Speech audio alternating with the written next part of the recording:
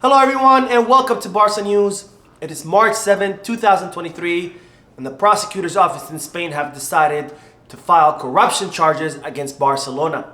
Also, the club are still interested in signing Sofyan Amrabat and Real Madrid's Marco Asensio has been offered to Barcelona.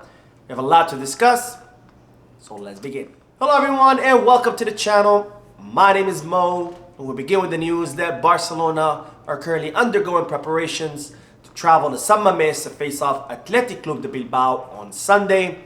And as reported in yesterday's video, it seems that Robert Lewandowski is recovering much faster than initially anticipated, and he will be available for Sunday's match. Now, the other players who are currently injured are both Pedri and also Dembélé. And in the case of Pedri, it was being speculated that he could be back this Sunday as well, just like Robert Lewandowski. However, the club's doctors have decided that they don't want to risk bringing back Pedri too early and they're risking his injury later on in the season. So it looks like Pedri will not be traveling to San Mamés and will be staying in Barcelona. However, this does mean that he will be available for a Clásico match the following weekend on March 19th. Now, in regards to Dembélé, it was initially anticipated that he could be back for sure on March 19th for El Clásico match against Real Madrid. But it seems that Barcelona doctors are now want to be extra cautious with Dembélé since he does have a history of constantly getting re-injured. So even though Dembélé has not been completely discarded for El Clásico, as of now he is in doubt that he will play on March 19th. Now, Dembélé has reported that he does feel physically fine and that he's ready to play, but nonetheless, Barcelona's doctors don't want to risk his return too early, so he could be a doubt for that match on March 19th. Now, even though the injury of Dembélé and Pedri have hugely impacted the team's performance, I would rather that the club be extra cautious with both players, because after all, this is the last stretch of the season where both La Liga and the Copa del Rey are at play. And I would rather that Pedri and Dembélé miss an extra match but be healthy for the remainder of the season, rather than have them play those matches and then end up getting re-injured and missing the remainder of the season because they were brought back much earlier than they should have been. Now on to the news that the Prosecutors Office in Spain have decided to file criminal charges against FC Barcelona for the Enriquez Negreira case. Now, as I reported previously, it was discovered that between the years of 2016 and 2018, the former Barcelona president Josep Maria Bartomeu had hired the former referee Enriquez Negreira as a consultant for the club and paid them around 1.6 million euros. And at the time, Enriquez Negreira was the vice president of the board of referees. Now, this is not an uncommon thing in La Liga where clubs hire former referees as consultant to help the clubs figure out the footballing rules of that current season and keep them up to date on all the new rules. But what is fishy about this situation is, of course, that Negreira was the vice president of the board of referees, which of course does not look good for the club. Now, this doesn't mean that Barcelona was buying out referees or that they were paying off referees. It's just not good business, and it was not a smart decision by Josep Maria Bartomeu to hire the vice president of the board of referees as a consultant for the club. Now, as a result of this situation, the prosecutor's office have decided to file criminal charges against FC Barcelona, Josep Maria Bartomeu, and several members of his board of directors, accusing the club of continuous corruption for the hiring of Enriquez Negreira. Now, I'm very happy that the prosecutor's office have filed charges against Bartomeu and his board of directors because they should be held accountable for everything that they did when they were in charge of the club. But nonetheless, this doesn't look good for Barcelona as a club, as an entity, especially since criminal charges have been brought against them. Now, what does that mean for the club? You know, there's been a lot of talks now that the Barcelona will be relegated to the second division, that Barcelona will be stripped from all their trophies that they won during those years. You know, I've seen multiple media outlets reporting this, and those are absolutely ridiculous allegations. The sporting committees have already declared that Barcelona will not be receiving any kind of sporting punishment because it's clear that Barcelona were not really trying to buy out referees and that no referees were paid as a result of this transaction to rule in favor of Barcelona. This is simply bad business on behalf of Bartomeu to hire the vice president of the board of referees as an exterior consultant. So no, Barcelona will not be relegated to the second division. And no, they will not be stripped away from any of their trophies. This is simply some media outlets trying to generate clicks and generate ratings. Now, during an outing, Joan Laporta was asked about the prosecutor's office decision to file those criminal charges, and the Barcelona president said, "We will give a news conference on it soon, but Barca have never bought referees nor influence. That was never the intention, and that has to be clear. The facts contradicted those that are trying to tell a different story." So Joan Laporta is confirming what we already know, that Barcelona did not pay off any referees or trying to buy any kind of influence. This was simply a bad business deal on behalf of Joan Laporta.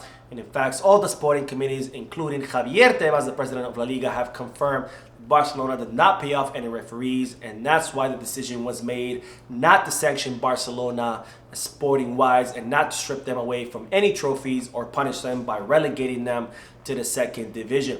Now, that was not the only topic that Joan Laporta talked about during his outing. He also confirmed that Barcelona will be signing a striker, and as of course I've said before, the main priority is Vitor Roque. And he also confirmed that Barcelona will be looking to reinforce other positions such as the right back position and the pivot position. Now, Joan Laporta also confirmed his desire to renew Xavi's contract despite whether he wins La Liga or not, because Joan Laporta believes that Xavi is doing a good job with the team. And he also confirmed that Barcelona will be offering Sergio Busquets one more season to renew, because they want to keep him in the club so he can train his future replacement. Now, finally, Joan Laporta confirmed that secret meeting that I reported about last week between him and Jorge Messi. And Joan Laporta confirmed that that meeting was not to talk about Lionel Messi's comeback to the club. This was simply a talk to discuss making an homage to Lionel Messi, or some kind of celebration to celebrate everything that the Argentinian has given FC Barcelona. Now, speaking of Busquets, as I reported in yesterday's video, we now know what Barcelona has offered Busquets in regards to that one-season contract renewal. And Barcelona have told Busquets that they want him to earn 3 times less what he's currently earning.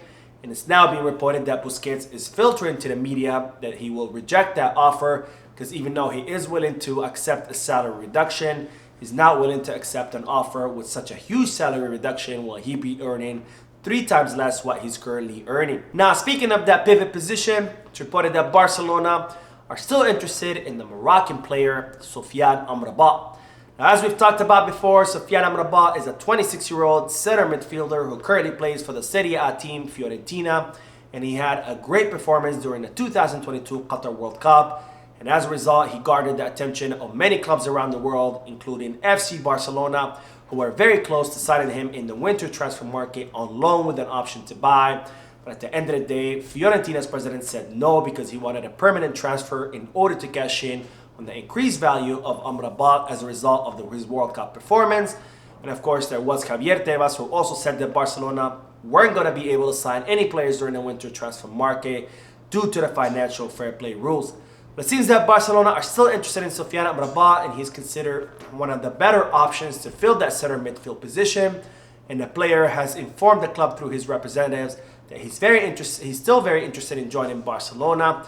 So if the economy does improve of the club, then Barcelona will look to sign Sofyan Amrabat in the summer.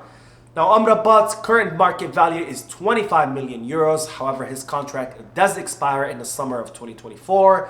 So with 1 year left, Barcelona think that they can bring that number down during the summer transfer market of 2023. Now, another player that Barcelona are seriously considering for the pivot position is the Manchester City midfielder İlkay Gündoğan. Now, Gündoğan's contract with Manchester City will expire at the end of the season, which would mean that he will become a free agent. And Manchester City are insisting on renewing Gündoğan's contract. However, it seems that they are now giving up, despite having scheduled a future meeting with the player, because it seems that Gündoğan prefers to come to Barcelona, and Barcelona also would like to have Gündoğan on the squad because Xavi is a big fan of the midfielder. Now, I personally prefer İlkay Gündoğan's style of play over that of Amrabat. I think Gündoğan would fit better in the Barcelona style of play. He would also be a free agent, so he would arrive for free, which means that Barcelona would be more likely to sign him without any financial fair play rule restrictions. But nonetheless, Ilkay Gundogan is 32 years old, so he is nearing the end of his career. So I would rather Barcelona sign Sofyan Amrabat because he is 26 years old, so he would be more of a longer-term solution. Even though Barcelona would have to pay some money to Fiorentina for Amrabat, and even though I would rather Gundogan's style of play over that of Amrabat, I would still choose that Barcelona sign the Moroccan midfielder. But of course, I would love to hear from all of you, so drop a comment down below letting me know who would you prefer seeing at Barcelona, whether it be Manchester City's midfielder Ilkay Gundogan or the Moroccan Sofyan Amrabat. Now on to the news that Marco Asensio has been offered to Barcelona. Now, Marcos Asensio's contract with Real Madrid will expire at the end of the season, making him a free agent in the summer. And he has not received the offers that he was expecting from other clubs. And he hasn't received the expected offer of renewal from Real Madrid. And it's even reported that Marcos Asensio was very upset when Real Madrid only was willing to offer him 300,000 euros more than what he currently receives, which is 4.5 million euros. So as a result, his agent, Jorge Mendes, has offered the player to Barcelona.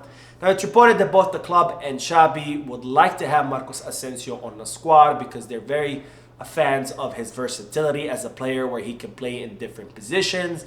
And also they like that he would arrive as a free agent. And finally, they think that his adaptation would be very quickly because he has been playing in Spanish football for many years, and he has that kind of style of play that would fit right in Barcelona. Now, this doesn't mean that Barcelona will for sure make a move for Marcos Asensio. There are other considerations that would weigh against signing Real Madrid's player, such as offers from the Premier League, which are expected to come for Marcos Asensio that would be much higher than Barcelona's offers. And there's also the issue that Barcelona don't want to anger Real Madrid because there is no aggression pact between both clubs, where both clubs have agreed not to sign each other players. So Barcelona will be monitoring Marcos Asensio's situation, and he would like to make a move for him, but they won't go all out in trying to pursue Marcos Asensio. Now, we'll end today's video with the news that Barcelona and Matteo Alemany have decided to talk about the contract renewal of one of the best footballing directors we've had in the summer of 2023.